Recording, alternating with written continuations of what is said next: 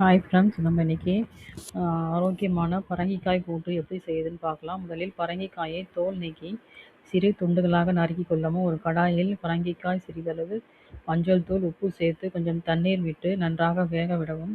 அதே நேரத்தில் ஒரு மிக்சியில் தேங்காய், சீரகம், பச்சை மிளகாய் சேர்த்து அரைத்து வைத்து கொள்ளவும். இதுடன் கடலைப்பருப்பு, ஊற வைத்த கடலைப்பருப்பு, துவரம்பருப்பு குக்கரில் வேக வைத்து கொள்ளவும். பரங்கிக்காய் வெந்தவன் அதில் சேர்த்து வேக வைத்த பாசிப்பருப்பு, துவரம்பருப்பு மற்றும் சேர்த்து அரைத்த தேங்காய் விழுதையும் சேர்த்து நன்றாக கலக்கவும்.